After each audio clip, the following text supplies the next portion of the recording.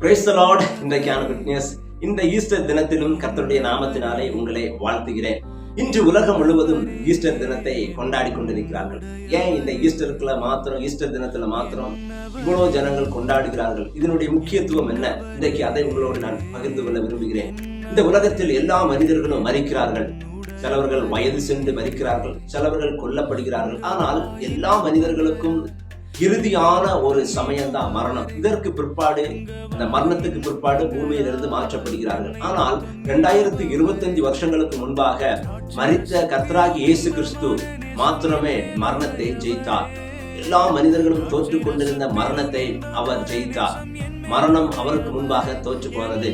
இன்றைக்கும் அவர் உயிரோடு எழும்பி பரலோகத்தில் நமக்காக பரிந்து பேசிக் கொண்டிருக்கிறார். இன்றைக்கும் இயேசு உயிரோடு இருக்கிறார்.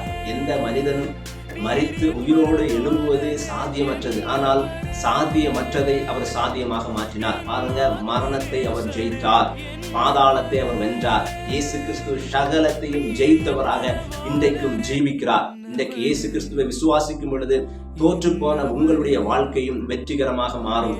உங்களுடைய மரணத்தை இயேசு மாற்றுவார். உங்களுடைய வியாதியை இயேசு மாற்றுவார். உங்களுடைய சாபத்தை இயேசு மாற்றுவார். உங்களுடைய தரித்திரத்தை இயேசு மாற்றுவார். உங்களுடைய கடன் பிரச்சனையை இயேசு மாற்றுவார்.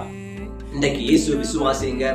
அவர் உங்களுடைய எல்லா பிரச்சனை போராட்டங்களை மாற்றி அவர் உங்களுடைய வாழ்க்கையில பெரிய வெற்றியை தருவார். மாத்திரம் இல்ல, அவரை விசுவாசிக்கும் பொழுதுதான் நாம் நித்திய ஜீவன் அடைய முடியும்.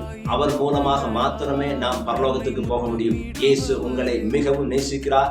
இயேசு உயிர் தெழுந்த இந்த நாளிலும் கர்த்தர் உங்களுடைய வாழ்க்கையிலையும் மரித்து போன சில காரியங்களை உயிர் தெழ செய்வார். உங்களுடைய வாழ்க்கையில வெற்றியை தந்து உங்களை ஆசீர்வாதத்துக்கு நேராக வழி நடத்துவார். விசுவாசிங்க, கர்த்தர் பலத்த காரியங்களை செய்வார். Have a nice day. God bless you.